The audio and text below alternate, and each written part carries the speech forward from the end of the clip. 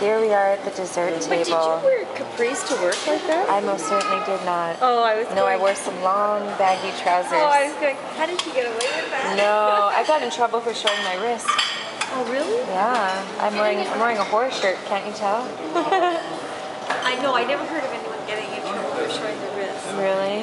Wow, they're pretty strict there.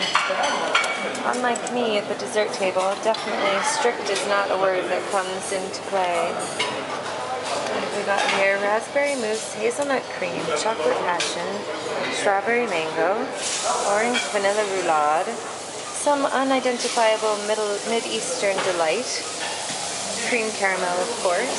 On occasion we'll have the creme brulee, which is a little out of control. Pistachio cream, don't hold back. Pear, black cherry terrine, cream papaya cake, vanilla praline mousse, and a variety of cheesecakes, just to make sure that those trips to the gym are all worth your while.